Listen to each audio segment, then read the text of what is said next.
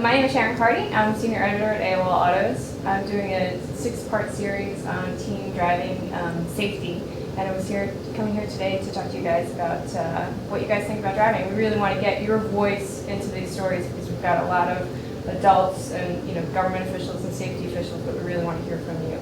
Before you guys started to drive, before you got your permit and had to go through driver's ed, were you excited? What did you think driving was going to be like? Complete freedom. Yeah, freedom. I was about to say freedom. Yeah, it's a pretty visual symbol of adulthood, I guess. That there aren't really a whole lot of other things that really only adults can do that are, look cool as a kid. Like when you're 5, you don't fantasize about voting. I mean, not as much. But it's a car. I can drive to my friend's house now. It's just cool. I don't have to wait for them to come pick me up. Yeah. That's the worst. Yeah, not waiting to go places or going places you want to go that maybe your parents couldn't take you to.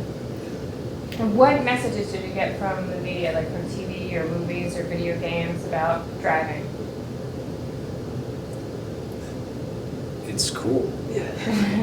Grand Theft Auto? Yeah, we're all just. It's like you're in a Need for Speed movie or something like that, or isn't that what they're called? Like, what's the one with Vin Diesel where he drives a bunch of sports cars? Fast and Furious. That's it. So has it turned out to be anything like what you thought it was going to be? Freedom. Freedom, yeah. Freedom, Yeah. yes. We're waiting on the sports cars. It's like my mom used to live on back roads. She lived in Chelsea, way out in farmland, and she would I don't even know when she got her license, but she drove from the time she was 14, the trucks down the road back and forth from her friends' houses just because that's what everybody did. I was actually getting talked to one time by my dad, just saying, make sure you never talk on the phone in the car, and then he got a call, so he picked it up.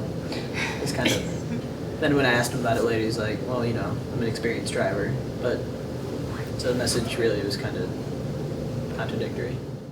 Do you guys know anyone who may have been in a serious accident or in any kind of fatal accident? Know of anybody? Well, fatal accident. I mean, we have had a student die in a fatal auto accident a couple of years ago, but we're a little bit young for that. We don't know those kids. Personally. Yeah, not personally. That was about 4 years ago? So was that about 4 years ago? Yeah.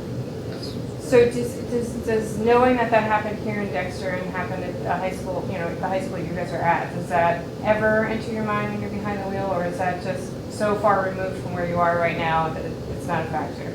It does. I mean, you're always kind of aware of the risks, I think. I think if you focus too much on them, though, you become over-paranoid. And then it takes away from your driving skills because you become so paranoid that either you don't want to drive or you're becoming uptight and overly defensive, which they also teach you in driver's ed. You want to be a defensive driver, but not overcompensate that. Yeah. When I started driving, I was crazy paranoid. I just had this idea that I was going to get in a car crash whenever I drove. So that's why I still haven't had my license yet, because I've been paranoid for a while, but now I'm getting used to it and relaxing more. So. It does make me a little bit more paranoid when we're in bad road conditions, because we live in Michigan, so we get ice. But when it's just, if it's the middle of July, I'm not going to be all that cautious, which I guess is a bad thing, which isn't don't most of the worst accidents happen in really good weather? Teenagers is the summer. Yeah. I would see that. I noticed my habits get a little bit worse during the summer. You have less to worry about. So you're going 60 down a 55 road doesn't seem as bad, but in the winter you're kind of more defensive.